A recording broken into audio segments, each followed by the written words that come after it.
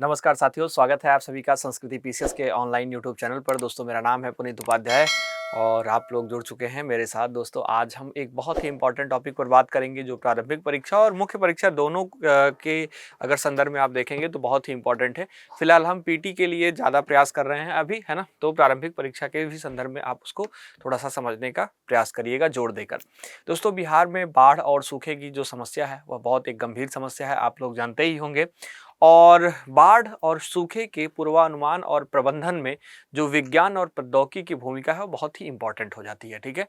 और स्वाभाविक सी बात है, इससे प्रश्न पूछे जाने की बहुत ही प्रबल संभावना होती है आपके एग्जाम में। तो हम लोग देखते हैं कि क्या जो है विज्ञान और प्रौद्योगिकी की भूमिका है यहाँ पर जिस प्रकार की समस्याएं बाढ़ और सुखाड़ की देखने को मिलती हैं उसके संदर्भ में।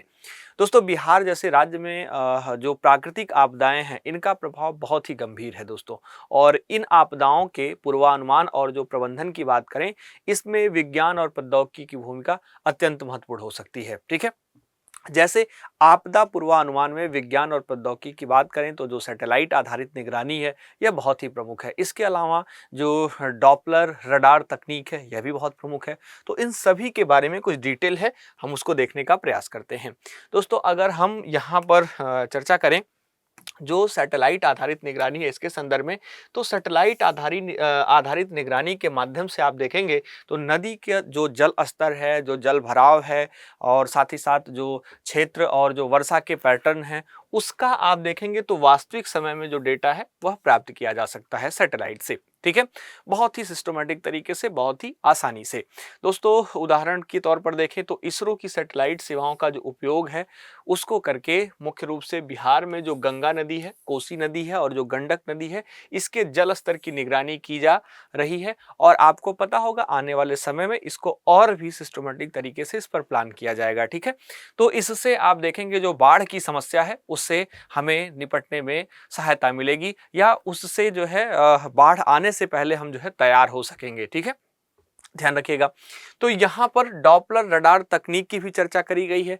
क्या है यह तकनीक? तो दोस्तों यह तकनीक जो मौसम पूर्वानुमान है इसमें उपयोगी है। जो डॉपलर रडार तकनीक है दोस्तों, जिससे आप देखेंगे तो वर्षा की जो तीव्रता होती है कि कितनी तेजी से वर्षा हो रही है और जो स्थान है उसका सही सही पता लगाया जा सकता है। तो डॉपलर रडार तकनीक का भी उपयोग किया जा रहा है मौसम पूर्वानुमान के संदर्भ में। जैसे पटना में ही अगर हम बात करें तो पटना में स्थापित जो डॉपलर रडार है इसने पिछले कुछ समय में बाढ़ की जो चेतावनी है उसमें बहुत अच्छे तरीके से मदद की है, ठीक है। तो आप इसको ध्यान रखिएगा। इसके अलावा दूसरे पॉइंट की बात करें तो आपदा प्रबंधन में जो विज्ञान और प्रौद्योगिकी की भूमिका है, इसमें आप देखेंगे तो जो भौगोलिक सूचना प्रणाली है जीआईएस का नाम आपने सुना होगा, यह भी बहुत इंपॉर्टेंट हो जाता है। और इसके संदर्भ में देखें तो बाढ़ और सूखे से प्रभावित क्षेत्रों का जो नक्शा है वह तैयार करना, प्रभावित क्षेत्रों की जो प्राथमिकता है उसको निर्धारण करना, यह बहुत ही आवश्यक होता है और यह करता है भौगोलिक सूचना प्रणाली यानी कि जीआईएस। दोस्तों अगर हम बात करें तो बिहार सरकार ने जीआईएस आधारित बाढ़ प्रवण जो क्षेत्र हैं उनका नक्शा बनाया है और जिससे राहत कार्यों में मुख्य रूप से आप देखेंगे तो तेजी देखने को मिली है आए दिनों में।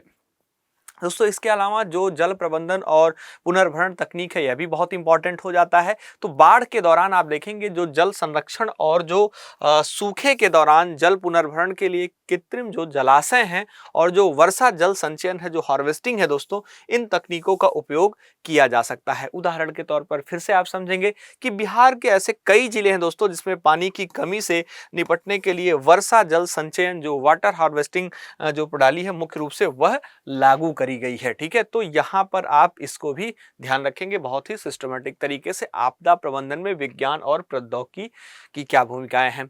इसके अलावा डेटा एनालिसिस और कृत्रिम बुद्धिमत्ता, आपको पता होगा दोस्तों कि आज के समय में जो आर्टिफिशियल इंटेलिजेंस है इसका जो उपयोग है वह लगातार जो है लोग कर रहे हैं और आगे बढ़ रहे हैं दोस्तों।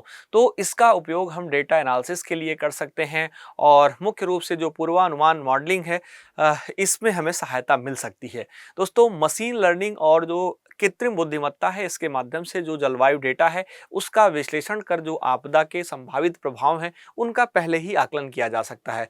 उदाहरण के तौर पर अगर हम फिर से देखें तो आईआईटी पटना ने दोस्तों एआई आधारित मॉडल का विकास किया जो मुख्य रूप से आप देखेंगे तो नदी के जल स्तर और जो वर्षा के आधार पर बाढ़ की भविष्यवाणी है वह पहले ही कर देता है। या करता है। ठीक है, तो यहाँ पर जो पूर्वानुमान मॉडलिंग है उस पर जो है थोड़ा सा ध्यान देने की आवश्यकता है, और डेटा एनालिसिस और कृत्रिम बुद्धिमत्ता के माध्यम से हम बहुत सारी चीज़ों को और भी सही कर पाएंगे। इसके अलावा संचार और जागरूकता के बारे में देखें तो दोस्तों, बिहार में अभी भी थोड़ी सी जागरूकता की कमी आपको देखने को मिलती ही है। दोस्तों, आप ध्यान रखिएगा, मोबाइल और जो एसएमएस अलर्ट हैं इस पर विशेष तौर पर मुझे लगता है कि काम करना चाहिए, और आप देखेंगे जो बिहार राज्य है यह काम करना स्टार्ट भी कर दिया है। दोस्तों, बाढ़ और सूखे से संबंधित जो जानकारी होती है उनको लोगों तक तेजी से पहुंचाने के लिए इन सुविधा का लाभ उठाया जाता है। मोबाइल ऐप पर एसएमएस भेजकर या व्हाट्सएप पर एसएमएस भेजकर, किसी भी प्रकार से मोबाइल में नोटिफिकेशन देकर। ठीक है, आप देखते होंगे कि आज के समय में लगभग सबके पास मोबाइल है ना, और हर आदमी जो है आप देखेंगे हर 1 मिनट मोबाइल देखता रहता है। बहुत सारे लोग ऐसे हैं, कुछ लोग हैं जो आधे घंटे 10 मिनट 20 मिनट पर देखते रहते हैं, है ना। तो यहाँ पर अगर हम मोबाइल पर मैसेज जो है भेजते हैं कि इस प्रकार की जो चीज़ें हैं वह हो सकती हैं, तो स्वाभाविक सी बात है जो एक संचार और जन जागरूकता होगी उसमें यह बहुत ही महत्वपूर्ण भूमिका निभाएगा मोबाइल एप्लीकेशन या एसएमएस अलर्ट। ठीक है दोस्तों, हमने आपको बताया कि बिहार ऐसा कर रहा है, तो बिहार राज्य आपदा प्रबंधन प्राधिकरण का नाम आपने सुना होगा, बीएसडीएमए की। इसने जो है बाढ़ की चेतावनी के लिए हाल ही में आप देखेंगे तो इस वर्ष भी मोबाइल अलर्ट सेवा को शुरू किया था। ठीक है, और इससे जो है बहुत सारे लोगों को मैसेज जा रहा था जो उस क्षेत्र से जो है कनेक्टेड थे, जो सेल टावर से कनेक्टेड हुआ करते थे उनको। दोस्तों, इसके अलावा हमें दीर्घकालिक समाधान पर बात करनी चाहिए, हरित प्रौद्योगिकी का उपयोग करना चाहिए, जो स्मार्ट सिंचाई प्रणाली है इसको भी ध्यान में रखना चाहिए। यह सभी काम करके हम बाढ़ और साथ ही साथ जो सुखाड़ की समस्या है उससे निपट सकते हैं। दोस्तों, हरित प्रौद्योगिकी का उपयोग के संदर्भ में अगर मैं आपसे चर्चा करूं तो आप पाएंगे जो वृक्षारोपण है, जो जैव विविधता संरक्षण है, जो जलवायु अनुकूलन तकनीक है, इन तकनीकों का उपयोग करके इन आपदाओं का दीर्घकालिक समाधान किया जा सकता है। जैसे कि आप देखेंगे बिहार में जो गंगा बेसिन क्षेत्र है इसमें जैव विविधता संरक्षण परियोजनाएं चलाई जा रही हैं। दोस्तों, इसके अलावा आप ध्यान रखिएगा कि जो स्मार्ट सिंचाई प्रणाली है भी बहुत ही महत्वपूर्ण है। जैसे जो ड्रिप इरिगेशन है और जो सेंसर आधारित सिंचाई तकनीक है, सूखे की समस्या को यह बहुत अच्छे तरीके से कम कर सकती है। अभी देखेंगे आप तो बोधगया वाले क्षेत्र में किसानों ने अपने खेतों में सेंसर आधारित सिंचाई तकनीक को अपनाई है, तो यह एक उदाहरण हो सकता है स्मार्ट सिंचाई प्रणाली के रूप में, और आप बोधगया का नाम ध्यान रख सकते हैं।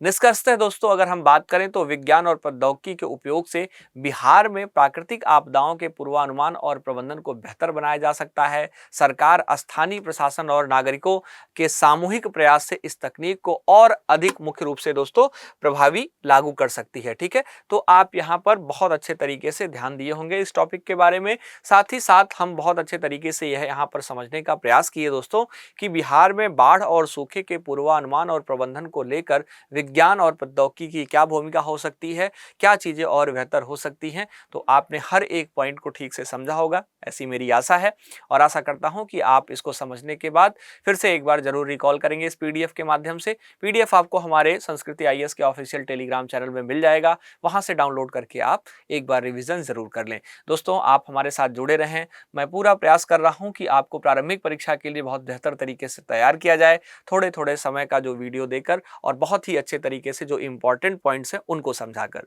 ठीक है, आशा करते हैं कि आप जुड़े रहेंगे और सिस्टमेटिक तरीके से अपने पढ़ाई को जारी रखेंगे। हम मिलेंगे दोस्तों अगले किसी अपने नेक्स्ट सेशन में, और उसमें फिर से हम बात करेंगे अपने किसी अन्य महत्वपूर्ण टॉपिक पर जो आपके प्रारंभिक परीक्षा साथ ही साथ मुख्य परीक्षा के भी लिए बहुत महत्वपूर्ण होगा। ठीक है दोस्तों, मेरा नाम था पुनीत उपाध्याय और आप जुड़े थे हमारे साथ संस्कृति पीसीएस के ऑनलाइन यूट्यूब चैनल पर।